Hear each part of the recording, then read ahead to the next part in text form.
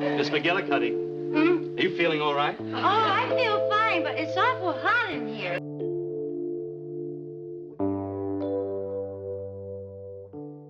I Love Lucy wasn't just a show. It was a full-blown phenomenon. From living rooms to magazines, Lucy and Ricky were everywhere. Fans laughed, cried, and followed every wild moment. But behind that perfect black and white screen, things weren't always so perfect. There were real arguments, big cast shakeups, and even secrets that stayed buried for years. And every now and then, a blooper would slip right through the cracks. One photo, in particular, has everyone talking. And once you spot it, you can't unsee it. Join us as we zoom in, dig deeper, and reveal what really happened behind the scenes. The show that changed everything. I Love Lucy wasn't just another show on TV. When it first aired in 1951, it became something huge. It starred Lucille Ball and her real-life husband, Desi Arnaz, along with Vivian Vance and William Frawley. The story followed Lucy Ricardo, a housewife in New York City, who always dreamed of being in show business. Her plans often caused chaos, especially with her husband Ricky and their landlords-turned-best friends, Fred and Ethel. The show ran for 6 seasons with 180 episodes. It was so big that it stayed the most-watched show in the US for 4 of those years. In fact, it was the first TV series to end its run at the top of the Nielsen ratings. People around the world loved it. Even years later, millions still watch it. A color version of the Christmas episode aired in 2013 and got over 8 million viewers. But the show wasn't just about the laughs, it was also a big step forward for TV. It was the first scripted show filmed on 35mm film in front of a live audience. It even won 5 Emmy Awards. In 2012, a survey named it the best TV show of all time. Still, for all its fame and praise, there was a lot happening behind the scenes that the public never saw. The real stories behind the smiles. What fans saw on screen was fun and family-friendly, but off-screen things were different. For one, the idea of Lucille Ball and Desi Arnaz playing a married couple caused some problems in the beginning. Even though they were married in real life, CBS didn't like the idea of showing a mixed marriage on TV. Desi was Cuban, and the network didn't think people would accept a white woman married to a foreign man. Lucille stood firm. She wouldn't do the show unless Desi played her husband. In the end, she got her way. Their real-life marriage, however, wasn't as perfect as Lucy and Ricky's. Desi had a bad temper and was known to cheat. It caused a lot of pain for Lucille. Even though their characters stayed together on TV, in real life they couldn't. Their relationship ended in divorce. A love story that began on a Broadway set couldn't survive the pressure of fame. Lucille herself had a few secrets too. One of the biggest was her hair. She was known everywhere for her bright red hair, but it wasn't real. She was actually a brunette. She first dyed her hair blonde while working as a model, and then went red for an acting role. It became her signature look. Funny enough, she isn't the only one who fooled the world, like Emma Stone, who isn't a natural redhead either. Lucille was also known for her perfect timing and physical comedy. But there were moments when she struggled. One big episode, Lucy Does a TV Commercial, was a fan favorite, but not for Lucille. She was extremely nervous during filming. She was worried about forgetting her lines. To help her, a script supervisor stood to the side with her lines written out. Lucille preferred everything to be rehearsed. Improvisation made her uncomfortable. When laughter turned dangerous, Lucille Ball went all in when performing. But that sometimes led to real danger. In the Candy Factory episode, she got punched in the nose by another actress. Lucille had told her co-star not to hold back because she wanted the scene to be funny. Well, the punch broke her nose. They only needed one take. The grape stomping scene is another unforgettable moment. While making wine by stomping grapes, Lucy ends up in a playful fight. But things got too real. Her co-star accidentally held Lucy under the grape mush for too long. Lucille almost drowned. These scenes were funny to viewers, but behind the laughter were real risks. Lucille also had regrets about working with Harpo Marx. She had admired him for years and was excited to have him on the show, but things didn't go smoothly. Harpo liked to improvise and didn't want to rehearse. Lucille, who was all about practice and getting every detail right, found it hard to work with him. Scenes had to be reshot because Harpo never did the same thing twice. Even with these tough moments, Lucille never let the audience see her struggle. But behind the scenes, it wasn't all smiles and laughter. Lucille Ball and Desi Arnaz. Lucille Ball didn't just act. She made history. She became the first woman to run a major Hollywood studio. In 1950, she and Desi Arnaz started Desi Productions. That company launched I Love Lucy and later became a big name in TV. Lucille's move into producing gave her real power. She wasn't just a star, she was the boss. Desi Productions grew as the show grew. With that growth, Lucille opened doors for women in Hollywood. She proved that women could lead, make big decisions, and shape the industry. Her success as a producer made her one of the most important figures in television. And there was someone else always by her side, her mom. Dee Ball, Lucille's mother, was a loyal supporter. She came to every taping of the show. You could even hear her voice sometimes. Fans say she was the one who always said uh-oh before Lucy did something wild. She might not have been in front of the camera, but she was part of the magic. Some fans even consider her a hidden star of the show. With a show as iconic as I Love Lucy, it's easy to believe everything went perfectly. But behind every perfect take was a team working hard, cast members clashing, and sometimes real danger. Desi Arnaz wasn't just Ricky Ricardo on screen. He had strong beliefs in real life too. One thing he stood firm on was never joking about cheating on taxes. A scene was written where Ricky fudges his tax return. But Desi said no. He didn't want to act like someone who broke American laws. As someone who loved the US, he didn't want to send the wrong message. The writers had to remove the scene. Desi came to America at 17. His family had to escape Cuba when the government was overthrown. In the US, they lived in a warehouse with other refugees. His first job? Cleaning bird cages in a pet shop. He worked his way up from nothing. Still, Desi had some insecurities. He was actually 5'9", but most articles claimed he was 5'11". Why? Because he wanted to seem taller than Lucille Ball. To keep up the image, he wore special shoes with lifts. Even the family couch on set was padded to make him look taller, all to protect his pride. But when it came to acting, Desi was confident. He never forgot his lines.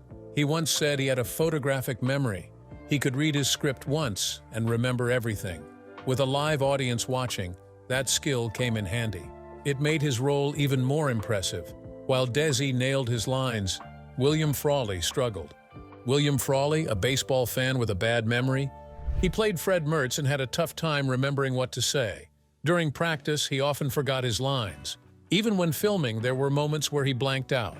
But once he was with his co-stars, things got smoother. It seems working as a team helped him perform better. Frawley wasn't the first choice for Fred. Lucille Ball originally wanted someone else, Gail Gordon. She knew him from a radio show they did together. But Gordon was already working on another show and asked for too much money.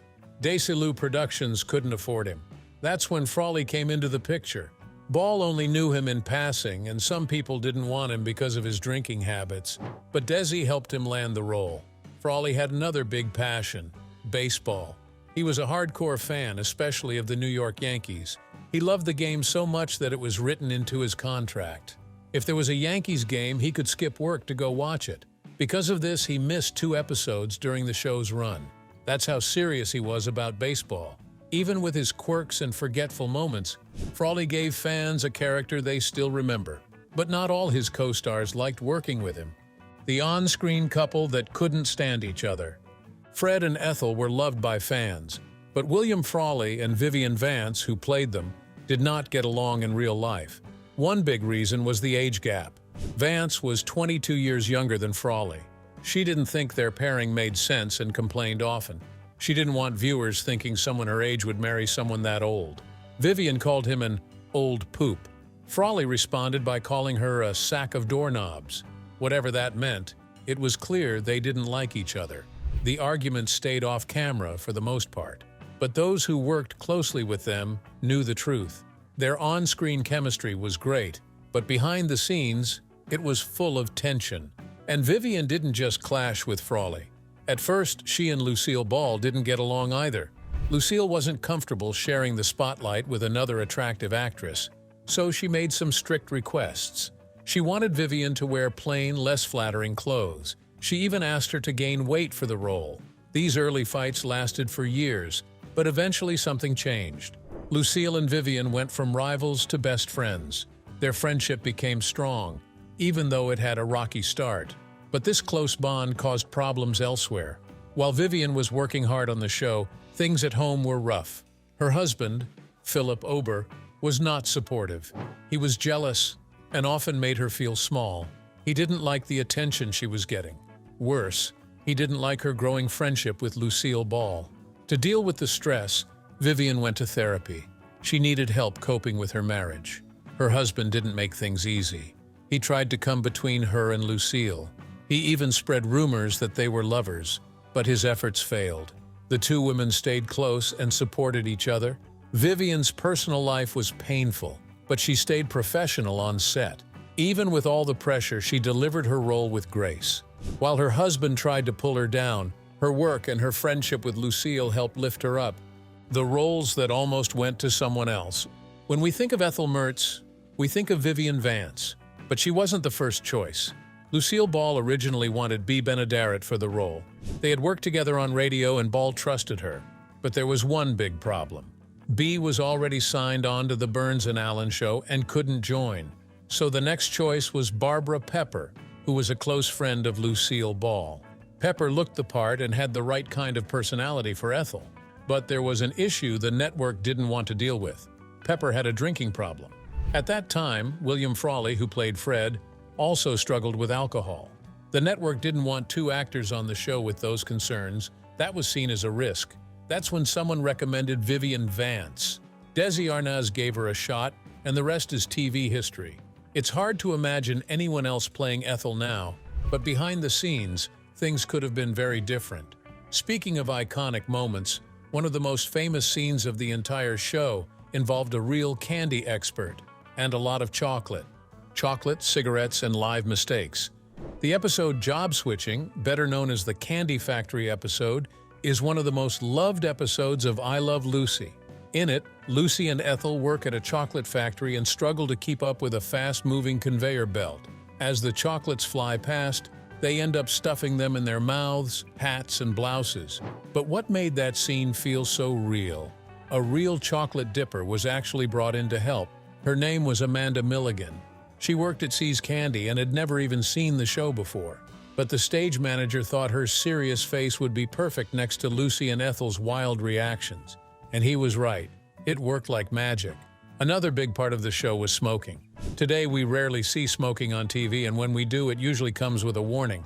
But in the 1950s, things were different. CBS had a deal with Philip Morris, a cigarette company. So smoking on screen wasn't just allowed, it was required. Characters had to light up in scenes, and the brand was even mentioned in the dialogue. Also, while most modern shows film scenes again and again, I Love Lucy avoided retakes.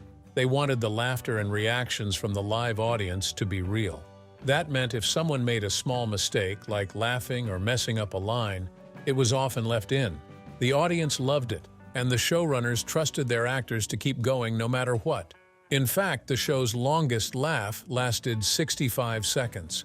That moment came during a scene where Lucy hid eggs in her blouse while dancing the tango. When the eggs cracked, the audience laughed so hard it had to be edited down. And that wasn't even with a laugh track, because there wasn't one. No laugh tracks, just real applause. Many people don't realize that I Love Lucy didn't use laugh tracks. The laughs you hear were from real people, watching in real time. Back then, television was still new. Most shows hadn't started using fake or canned laughter yet. The audience loved being there. They laughed, clapped, and truly enjoyed what they saw. And the cast loved that energy. In fact, they were rewarded for it, literally. During filming, if a scene got strong applause, the cast members would receive a silver dollar. That applause wasn't just good for their pride, it was money in their pockets. Unlike today's comedy shows that often rely on improv, I Love Lucy didn't allow much of it. Every line was carefully written and followed exactly. The show used expensive 35mm film, which meant every scene needed to be done right the first time. Desi Arnaz and Lucille Ball were perfectionists, and they wanted every moment to look and feel just right. And that precision paid off. The show didn't just win hearts, it beat huge national events in the ratings. When President Dwight D. Eisenhower was sworn in during the 1953 inauguration, 67.7% of TV owners watched. But the night before, I Love Lucy aired an episode that pulled in 71%. The show beat the president. That kind of popularity didn't just stop people at home, it changed how businesses ran their day.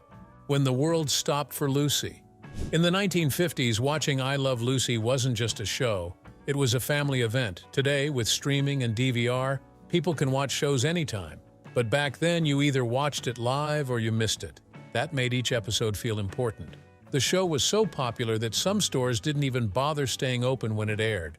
They knew their customers wouldn't come in during Lucy's time slot, so they just closed up. For many Americans, that half hour with Lucy, Ricky, Ethel, and Fred was the highlight of their week.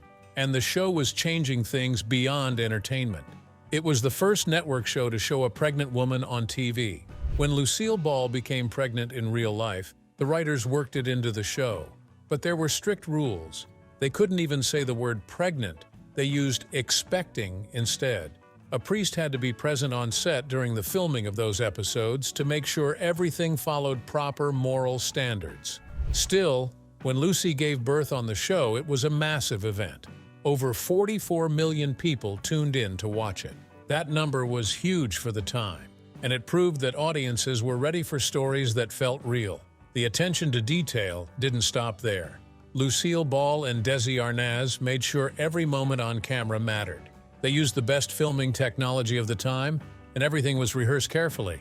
Even when special guests appeared, they made decisions to protect the audience's experience. For example, when George Reeves, famous for playing Superman, guest starred, his name was left out of the credits. The reason? They didn't want kids to stop believing that he was Superman in real life. That kind of care, thought, and respect for the audience is a big reason I love. Lucy has never really gone out of style, but while the show was carefully crafted to keep the magic alive, not everything slipped by unnoticed. In fact, a few unexpected moments made it past the final cut, and fans with sharp eyes have spotted them. Bloopers caught on camera. Even one of the greatest shows of all time had its slip-ups. In the famous Vita Mita Vegamin episode, there are two moments that were not supposed to be seen. When Lucy walks off stage, totally drunk from all the tasting, you can clearly see the Ricardo living room set in the background. Also in that episode, while the stagehands are looking for Ricky, Lucille Ball is spotted out of character, casually smoking a cigarette. In Ricky Loses His Voice, there's a small but funny mistake. Ricky's pianist Marco was supposed to say, "Okay, Ricky," but instead he says, "Okay, Des." A clear slip where the actor used Desi Arnaz's real name. Then there's redecorating the Mertz's apartment, where Lucy says, "Let's paint the furniture and reupholster the old furniture." She meant to say apartment, but Desi saves the scene by going with the line, "You probably didn't even notice." And in Lucy and Bob Hope, Lucy gets her cleats stuck in a floor tile. But when the song ends, the tile is magically gone and no one saw her take it off. These little things often get missed, unless you're watching closely. When things don't match up, the courtroom showed Fred and Ethel celebrating their 25th wedding anniversary. But in an earlier episode, the girls go to a nightclub, it was their 18th. Then in Ricky Minds the Baby, it became their 23rd. The math doesn't quite work. In Sales Resistance, Lucy says her handy-dandy kitchen helper costs $7.98, but later she says it costs $7.95. A tiny price change in the same episode. And let's not forget No Children Allowed, where Vivian Vance, as Ethel, says, "You know that old Mrs. Trimble upstairs?" The character's name was actually Mrs. Trumbull. In Never Do Business with Friends, the Mertzes have a broken washing machine. But just 5 months earlier, in Sales Resistance, Fred had bought Ethel a brand new one. What happened to it? And Ethel's middle name changes throughout the show. In one episode, it's Louise, then it becomes Roberta, and later May. Seems like the writers couldn't pick one. Even Fred's old vaudeville partner had name issues. He was Ted Kurtz in the ballet, but later, in Mertz and Kurtz, he was Barney Kurtz. Same partner, different name.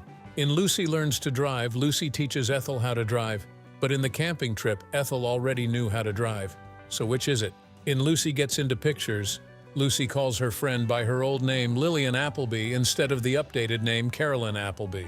Then in Ragtime Band, Lucy says she only knows the song Sweet Sue, But in the saxophone, she says the only one she knows is the glowworm. Ethel also changes. In earlier episodes, she plays piano very well, but in Ragtime Band, she can barely play at all.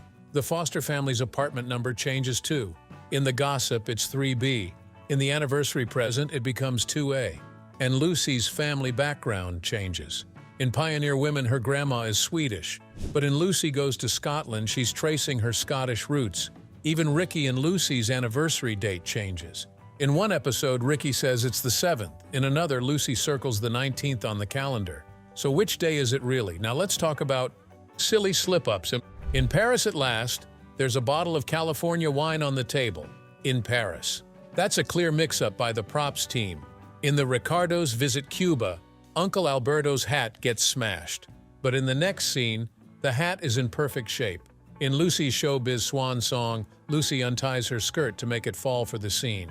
If you look closely, you can see her doing it before it actually happens.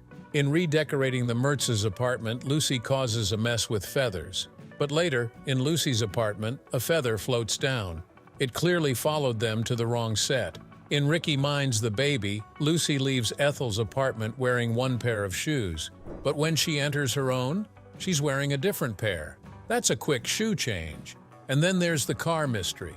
When the cast prepares to go to Hollywood, they say they've never had a car. But in an earlier episode, The Marriage License, Ricky clearly says he has a car. He even talks about getting it. The Ricardos' phone number also changes a lot. First, it's Murray Hill 5, 9,975, then Circle 7, 2099, and later Murray Hill 5, 9,099. Speaking of which, if you've seen the show, you would probably remember Fred and Ethel had a dog named Butch in the diet. But did you know that he was never mentioned again? Later, little Ricky brings home a dog named Fred, and suddenly the lease says no pets allowed. In fact, everyone in the building signed that lease. But Mrs. Trumbull had a cat. In The Business Manager, she asks Lucy to get pet food for her cat. That same lease also said no children, but in No Children Allowed, there was a daughter living in apartment 3D. She even gets married. In the episode where Lucy dresses up as Superman for little Ricky's party, Ethel says they live 3 flights up. Yet most episodes show everyone entering through the kitchen door. Even in that Superman episode, Ricky and Superman come through the kitchen. A small detail, but it stands out. Then again, in Lucy Thinks Ricky is Trying to Murder Her, Ricky drinks the wrong glass, the one with the sleeping powder. Lucy had switched them during his dance, but when he spots a spider and swaps them again, he ends up drinking the spiked one. It's a blooper that made it to air, but there are plenty more. More bloopers that slipped through the laughs. In the Christmas special, there's a funny moment when Fred turns on the tree lights and they suddenly go out. But if you watch closely, you can see Lucy hiding behind Ricky and quietly pulling the plug. She laughs along like it was part of the show, but that move was all hers. In Too Many Crooks, Fred asks which way Madam X ran. Lucy and Ethel say she went to the right. Fred then runs left, straight toward Lucy's living room window, which makes no sense if you think about it. Then there's the episode Changing the Boy's Wardrobe. Lucy says she'll go upstairs and get Mrs. Trumbull to watch the baby. But when the gang returns home after the show, there's no one there. No Mrs. Trumbull, no little Ricky, just an empty apartment. In Ricky Has Labor Pains, Lucy is reading a magazine when the phone rings. She says she can't get up from the most comfortable chair in the house. If you look at the magazine she's holding, there's a little heart on the bottom corner that says, I love Lucy.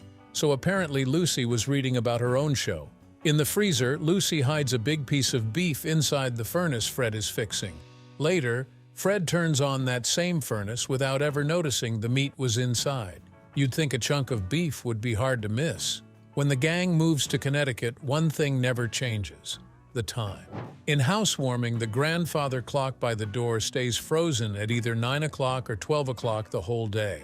Whether it's morning or night, the clock doesn't move. In Getting Ready, Fred pulls up to the front of the apartment.